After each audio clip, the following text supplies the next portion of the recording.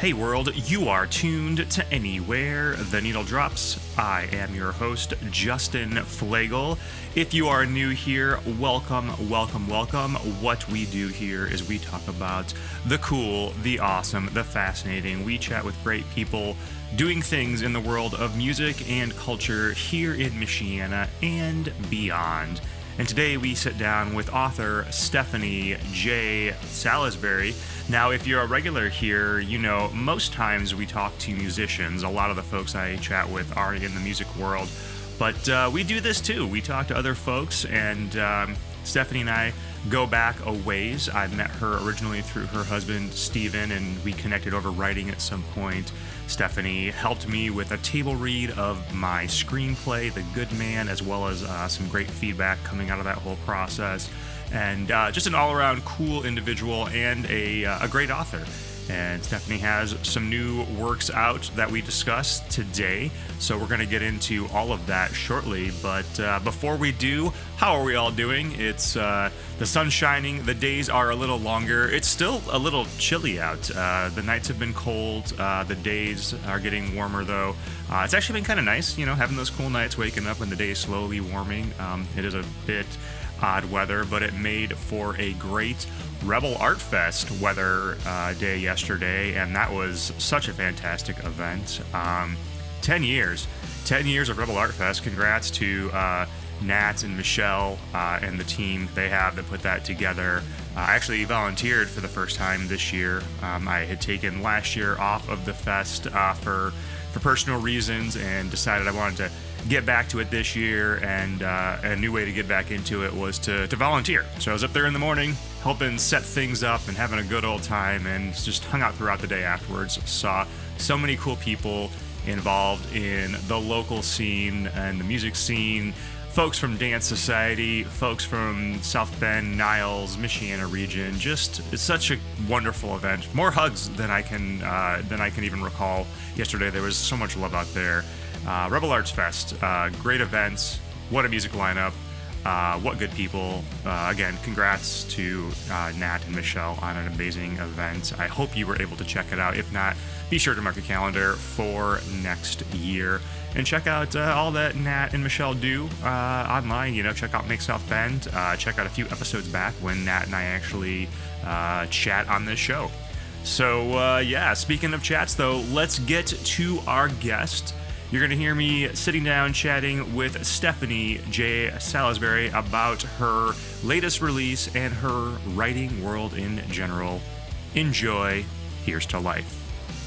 Oh, and hey, I nearly forgot to mention, but this is real important. On Friday, June 6th, that should be the day after you are hearing this, you could go and check out in person Meet the Author event with Stephanie out in Goshen at Fables Books, a fantastic independent bookstore. They've got a First Friday Meet the Author event. Stephanie will be there, so definitely check that out. Again, Friday, June 6th, from 6 to 8 p.m. at the Fables Books in downtown Goshen. As they become problems, I just have started ripping the entire thing out. There's no fixing the latch. No. So I'm just like, I'm taking this entire, so now there's just all these open compartments that you can't put anything in. It's just a hole in the ceiling. Yep. But you know what's not good for that is super glue. So don't use super glue.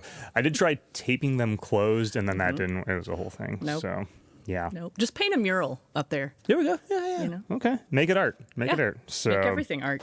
That's right. Make everything art. I like that line. I like that a lot. All right, Stephanie, welcome to the show. Thank you very much for having me. Yeah, for sure. For sure, yeah. So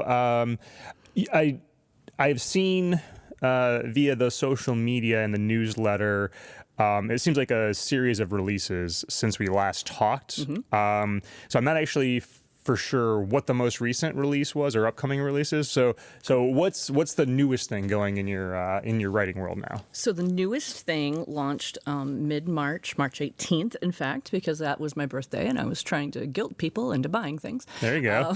Always good. The name of the book is Little Star Finds His Shine. Okay. And that's the most recent thing that's come out. Is this keeping in line with the letter theme that we discussed previously? It is not, actually. Okay. This is outside of that series. Okay. So that series is called the Animals with Issues series. Okay, sure, So we yes. had AJ the armadillo Yeah. with anxiety, and then we had Boz the bee, who was bullied, and he learned how to be himself. Yes. Yeah, so there's another one coming up in that series near the end of this year. Okay. But this was a little outside project that I was feeling pressed to do. Okay, so tell me a little bit about this project. I mean, what drew you away from the animal series to do something different?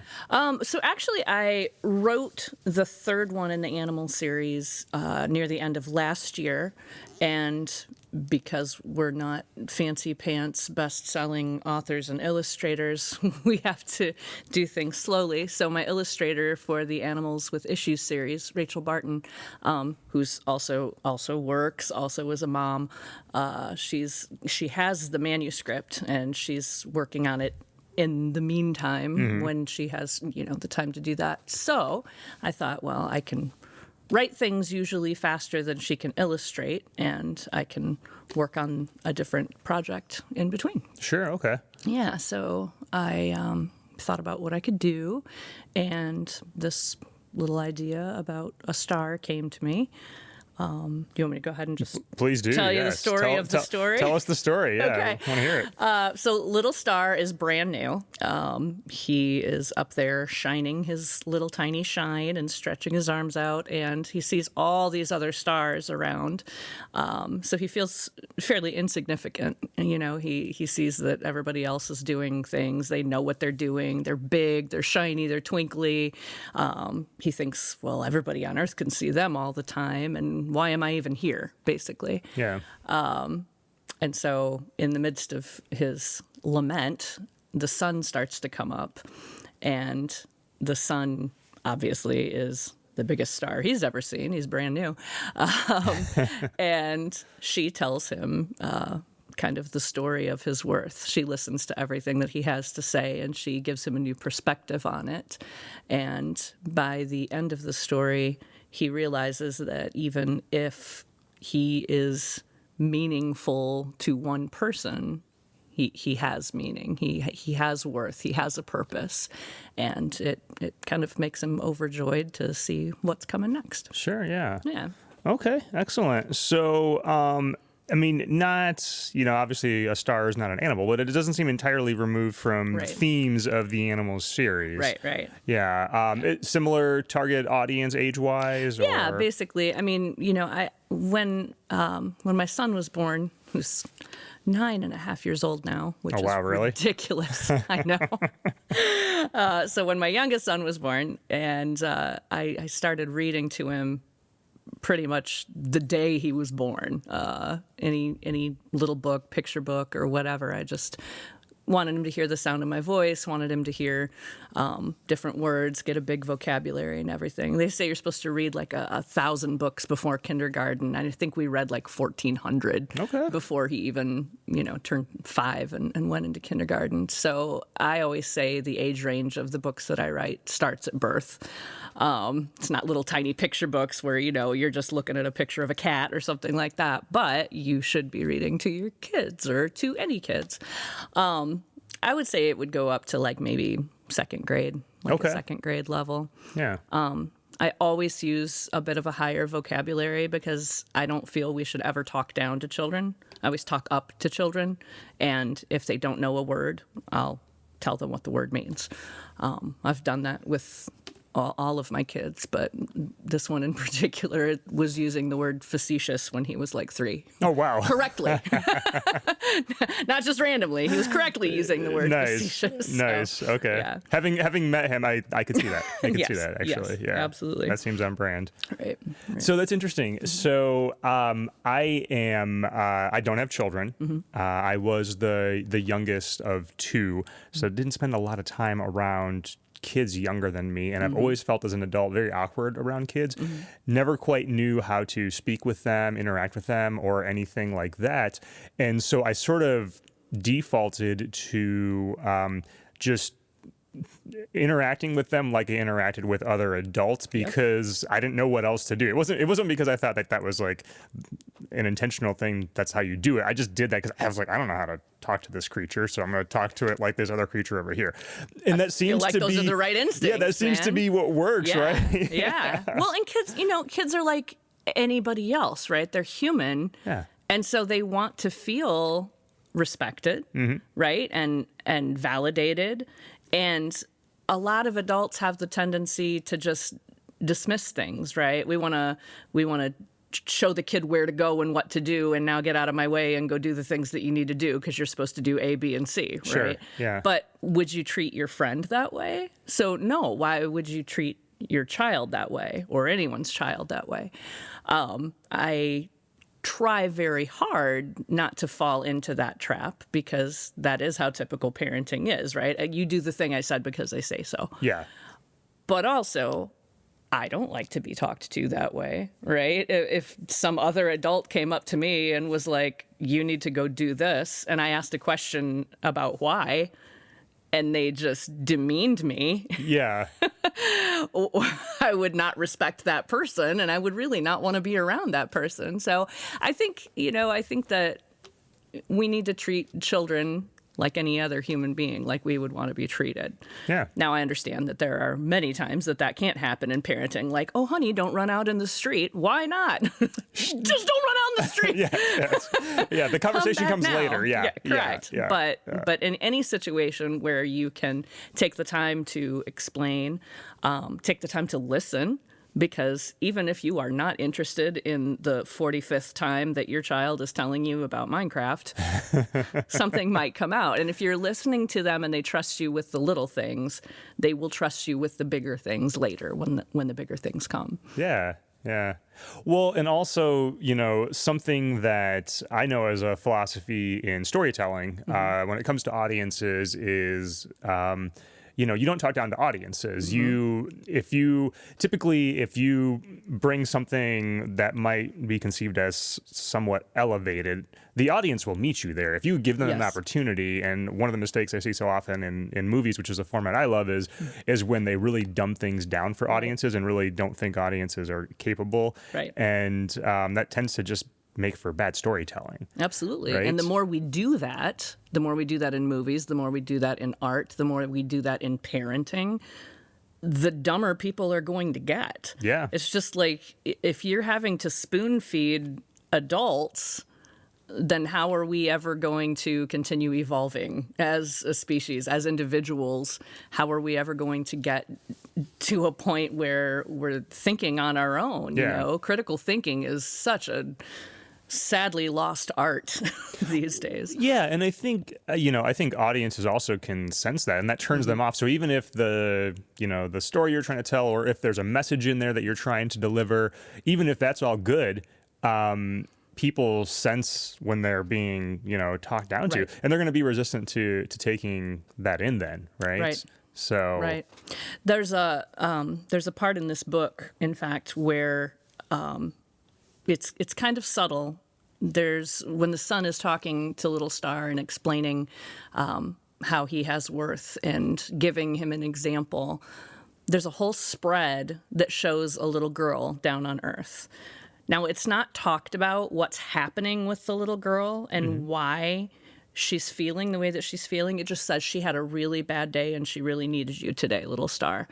Well, if you look at the picture, you can see where her little doghouse is there, and the little dog's name is on the doghouse. And then on the other side of the spread, there's a little gravestone with her dog. And so she lost her dog that day. She's holding his tennis ball in her hand, and she's looking up at this little star. Yeah. So, and I didn't write anything about, oh, she lost her puppy today or anything like that. I just left it at she had a really bad day. So there are opportunities for critical thinking all over the place. Sure. If the child's reading it themselves, great. If the parent is reading it to the child, they may want to point it out. They may ask, do you know what's happening? Or what do you think's happening in this picture?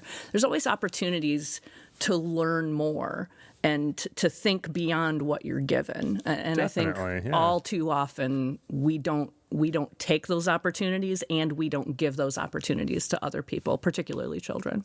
Yeah, I think back to, I was an avid reader as a child, still am, but I remember the things I always really found fascinating or were the ones where I was able to interpret a little myself and put a little something else in where there was something a little vague or something a little, kind of like a hidden nook. And I was able to take that and do something with that myself. Yes. I love that element. Yes. It makes me think of, this is, obviously a very different subject matter, but the TV show The Sopranos. Yes. The creator of the show, is it David Chase, I think?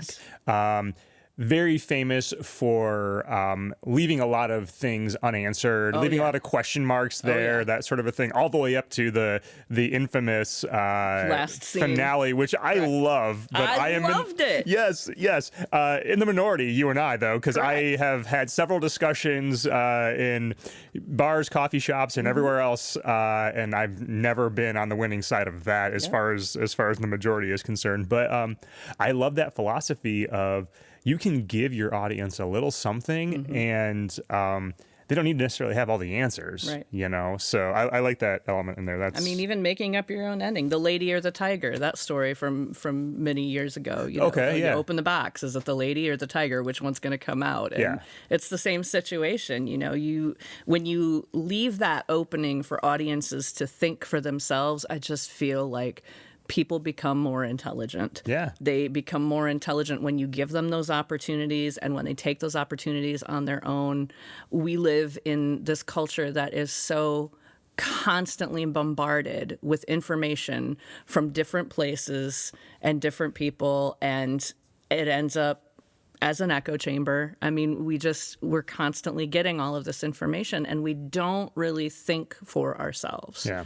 And that's one of the big things that I want to instill in children and give parents the tools to be able to instill in their children.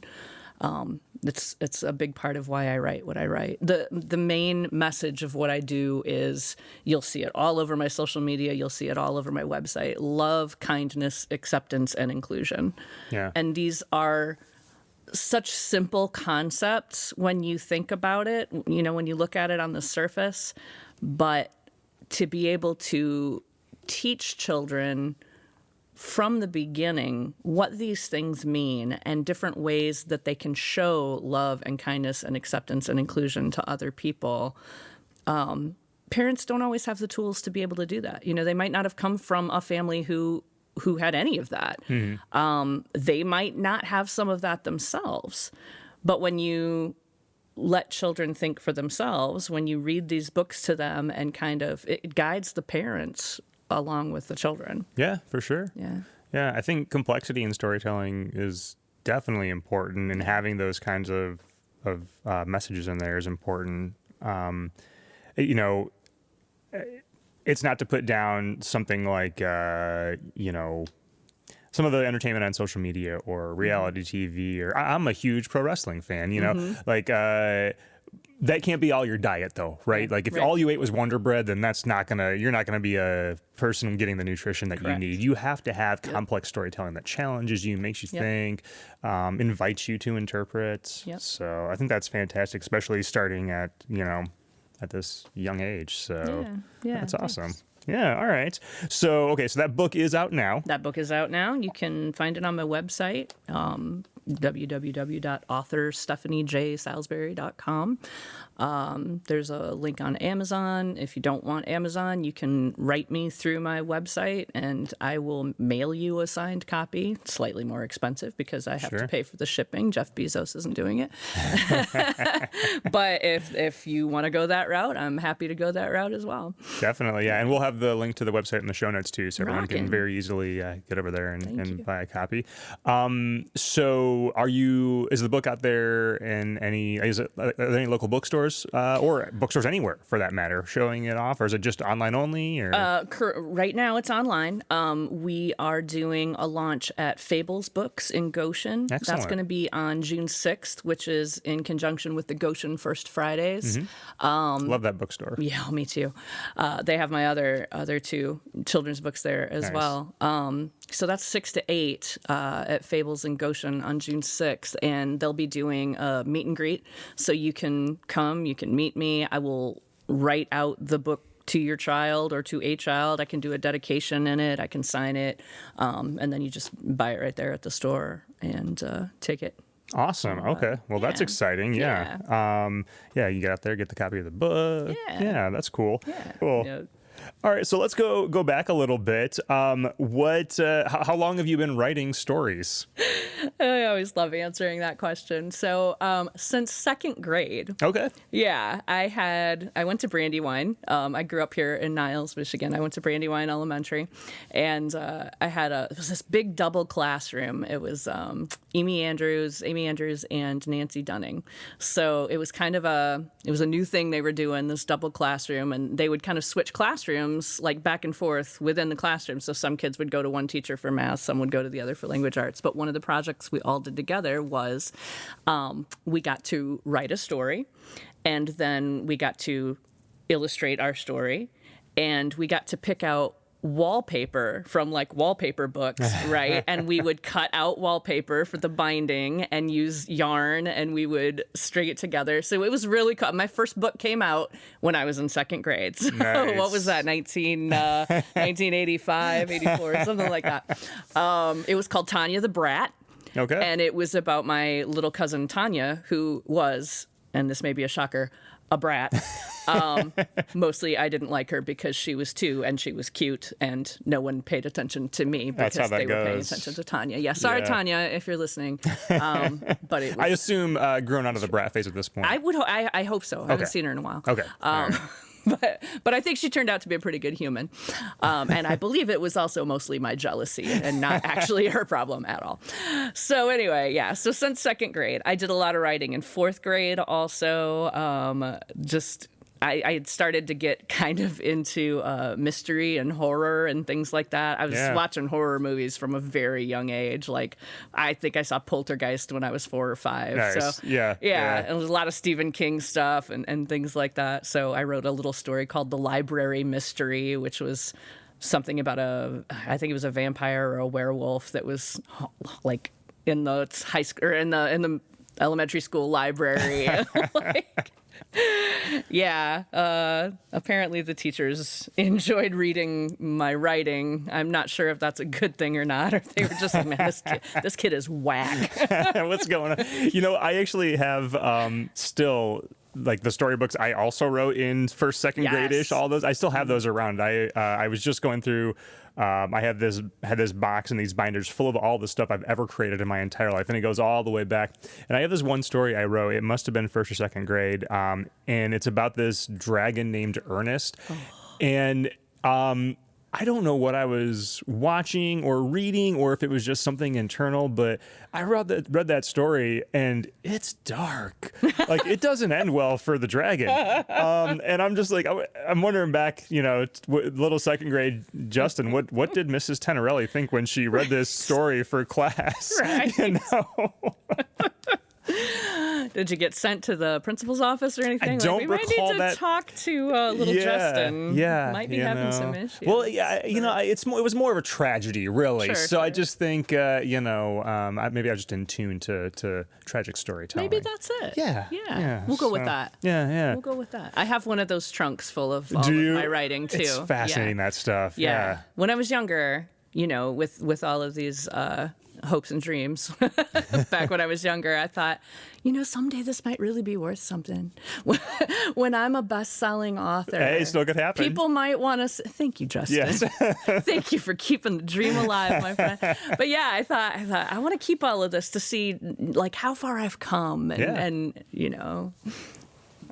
I mean, I am the same way. I have all of that stuff, and it's there for one, just to see who I was at those points, both as a person and creatively. Mm-hmm. And honestly, like, I do sometimes draw inspiration from those things, just flipping back through them, seeing ideas I had as a a child or even in high school and all of that. And just watching the trajectory of that creative mindset, For sure. It can take you back to the feelings that you were feeling back then. And, some of them you want to relive and some of them you don't, but at least they're there, Yeah. Yeah. Well, and I think it's easy as adults to get, somewhat numb to those feelings. And so it's kind of nice to be able to resurface those a little bit and have that inspire your creativity. We get caught in the grind sometimes. So. Yeah, absolutely. Yeah.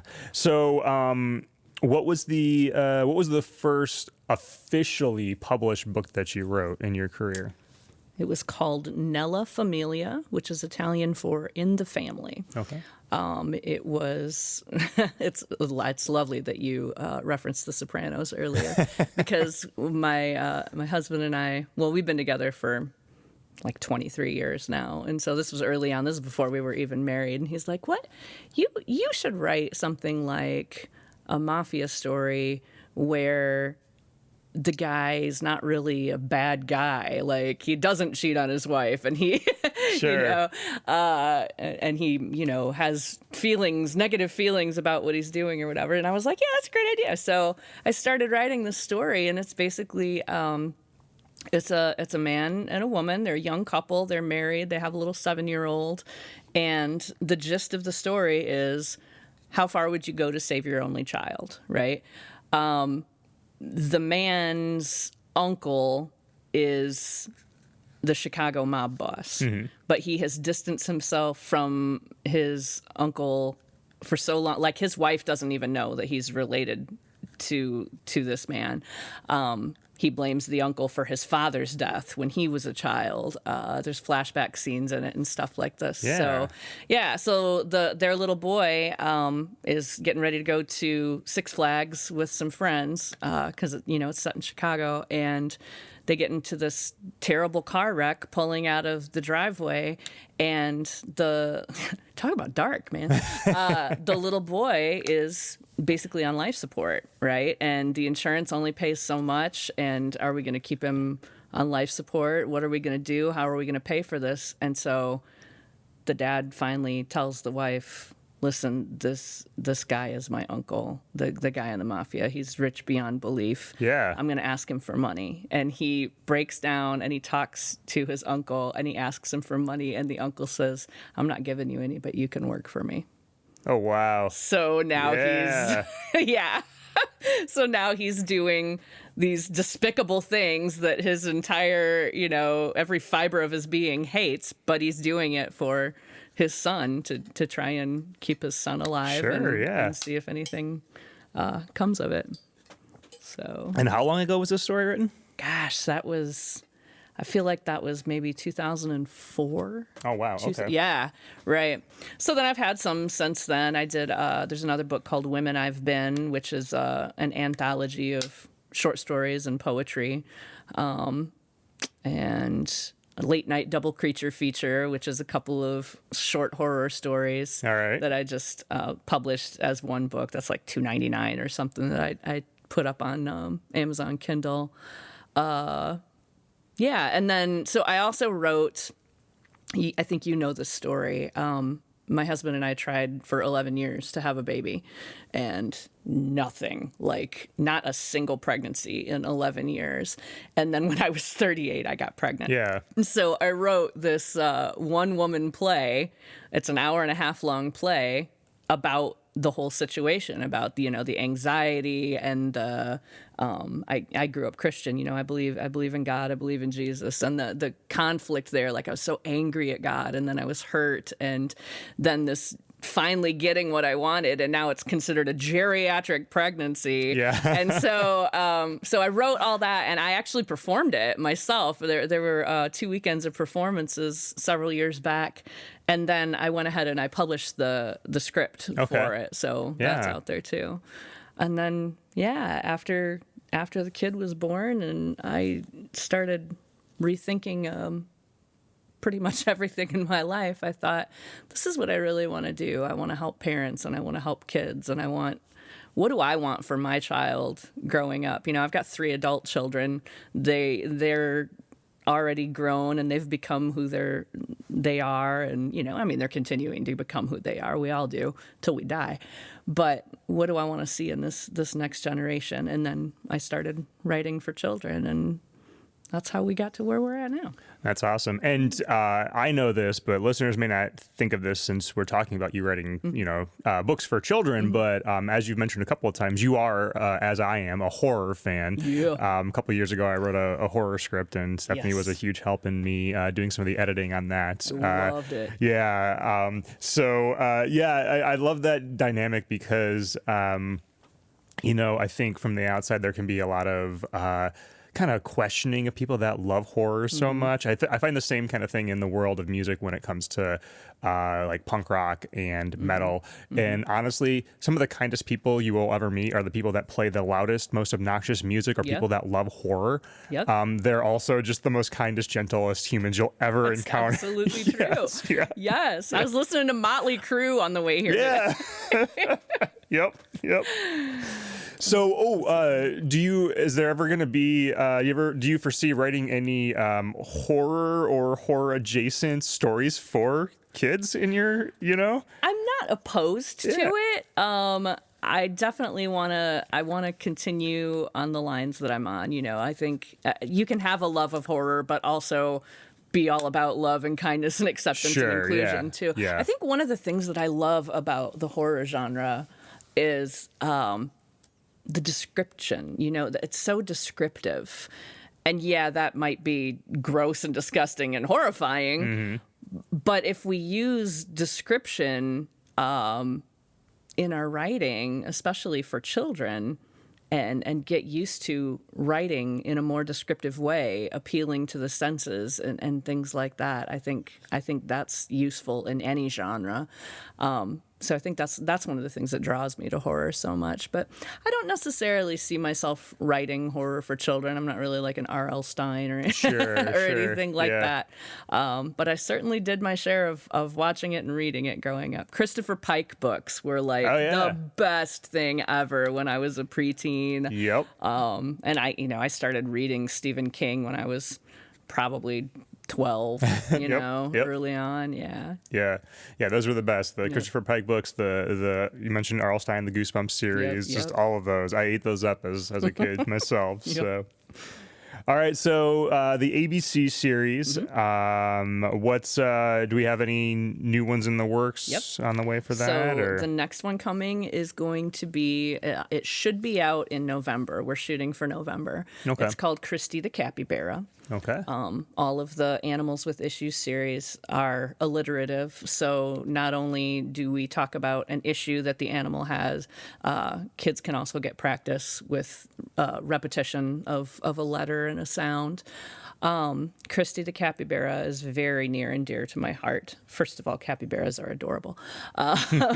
Second of all, I actually had a niece named Christy, and she was diagnosed with alveolar rhabdomyosarcoma while she was still a teenager, and she had to go through chemo. She had to go through all kinds of things. They were up and down to Riley Hospital. I don't even know how many times.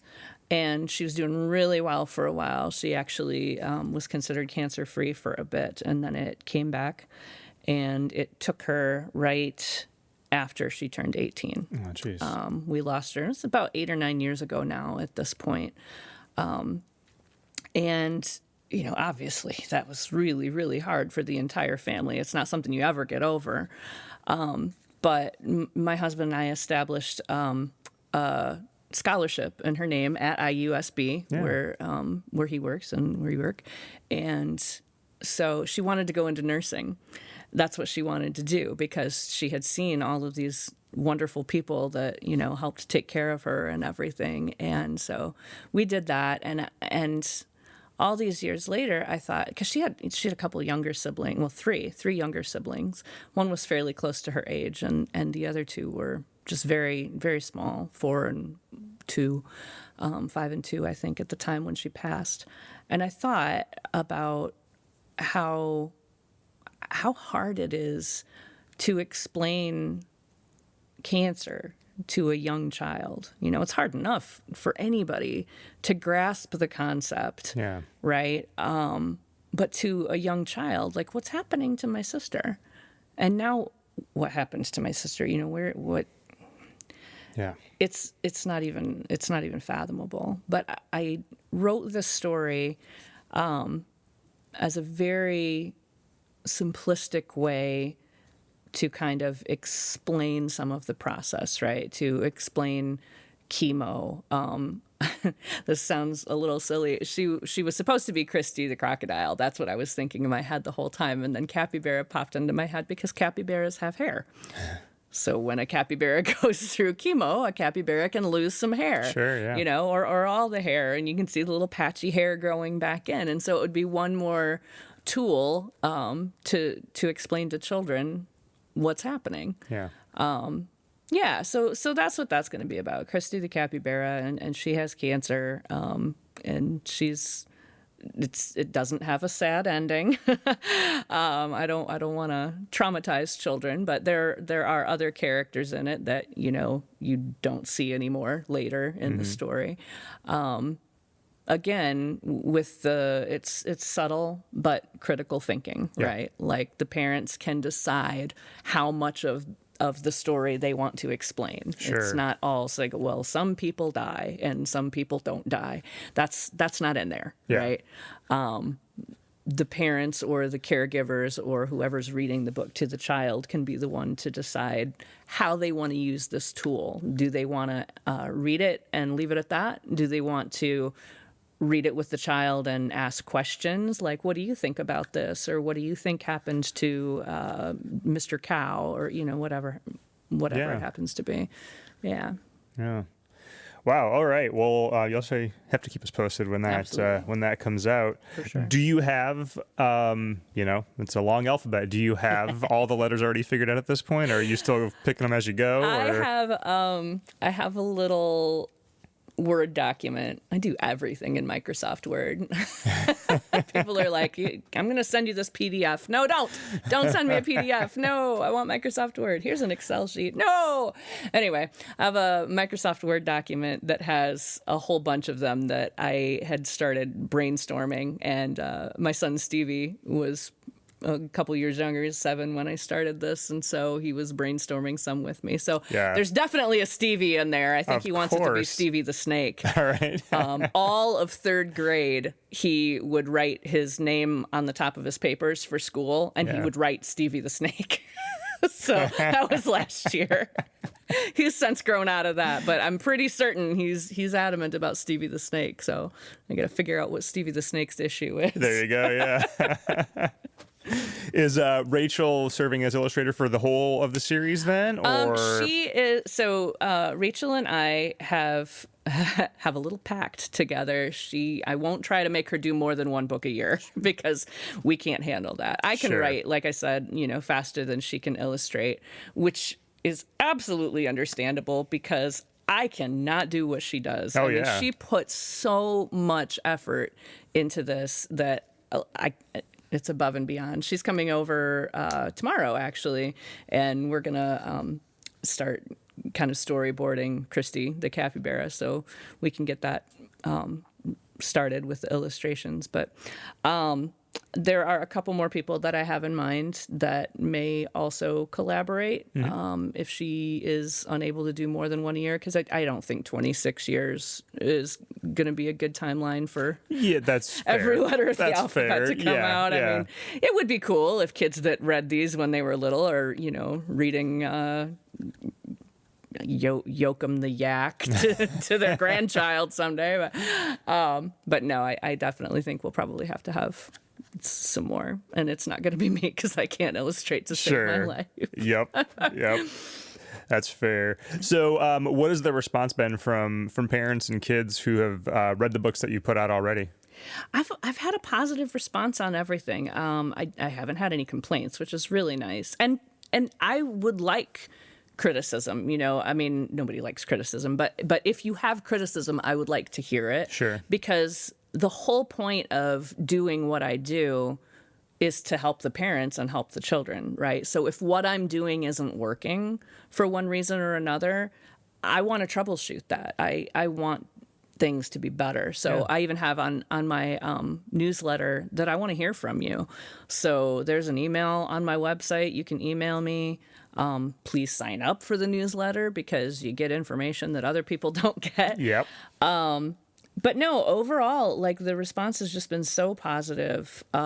People are requesting readings. Like I go to preschools and I go to elementary schools and I'll read to your class. Like I'm not going to charge for that if it's local. Yeah. And then they sometimes will put like my QR code on something they send home with the kids, and the parents can order a book for their kid and get that sent home. That sort of thing. But overall, it's been overwhelmingly positive, which makes me overjoyed. That's awesome. Yeah. That's great. I mean, what is it? Are you meeting other authors out there as you've been out there promoting the book? I mean, is there a community support system, anything like that for you as a independent author? I don't have a big independent author support system right now. I'm trying to plug in.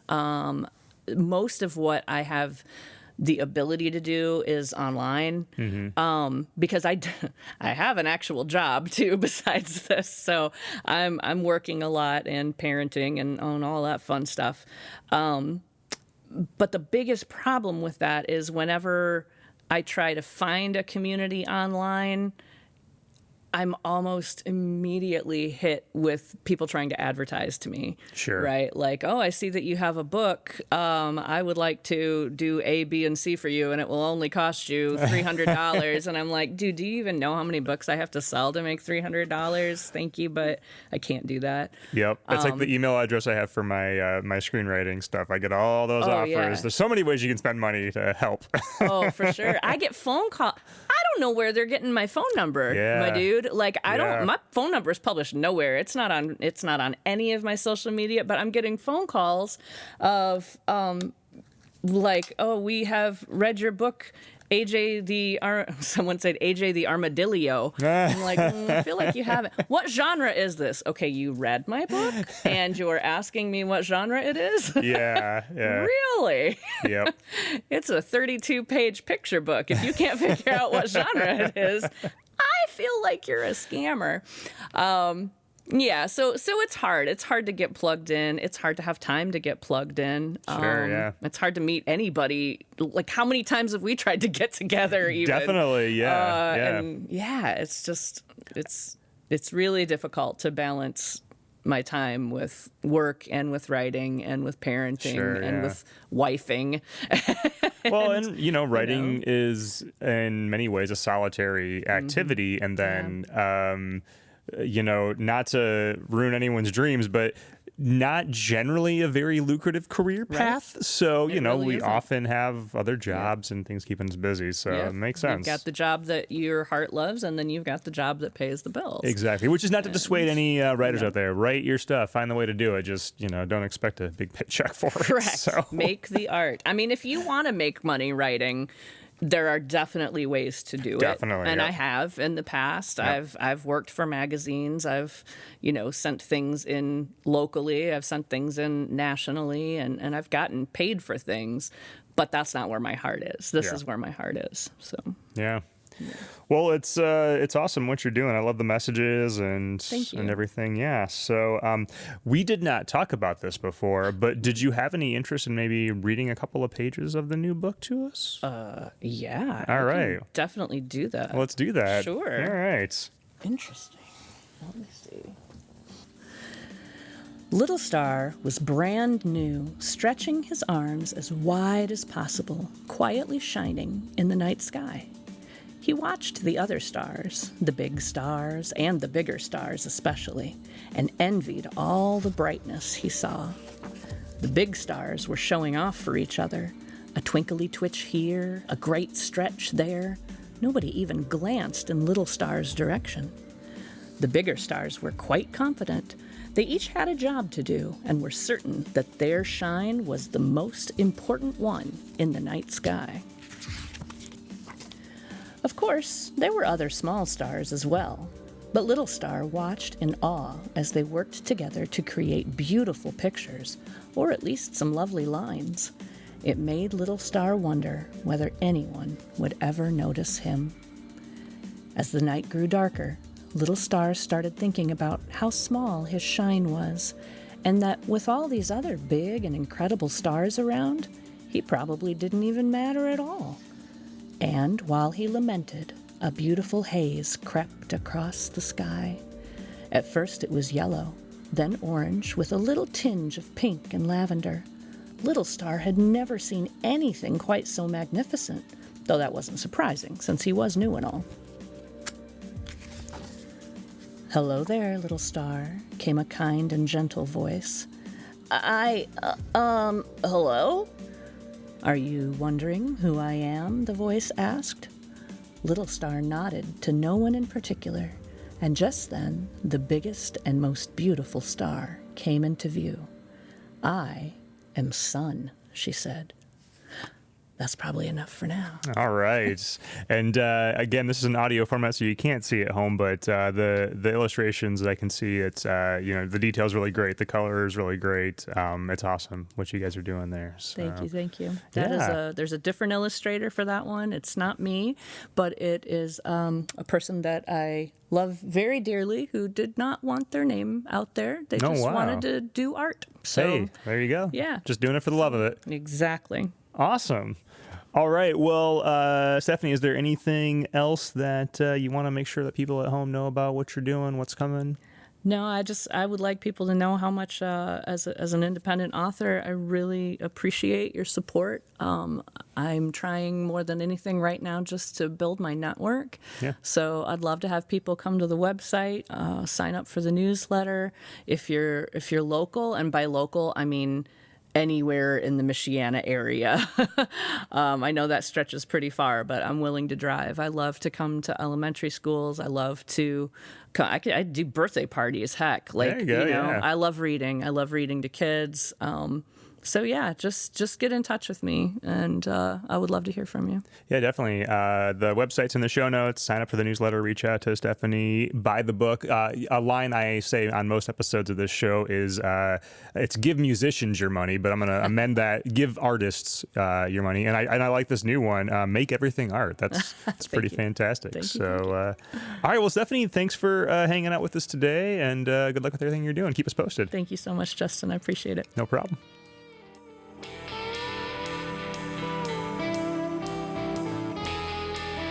You have been listening to Anywhere the Needle Drops from Red Chuck Productions. Keep up on new episodes of this show, our live events and various creations and other happenings over at redchuckproductions.com or by following us on social media at Red Chuck Productions. Special thanks to Hero Jr. for our theme music. You can check them out over at herojuniormusic.com. That is Hero, H-E-R-O, Junior, J-R, music.com. A big shout out to Paul Clemson and Theory One Productions for handling sound duties and so much more. Check out their magic over at theory1productions.com. And a big thank you to Earthworks Audio for outfitting the Red Chuck Studio. See their microphones and their other products over at earthworksaudio.com. Be sure to support all of our guests by visiting their websites, social media, clicking that subscribe button, seeing them live, and checking out their merch stores. Give musicians and artists your money. We'll be back with the next episode. Until then, thank you for your time. Here's to life.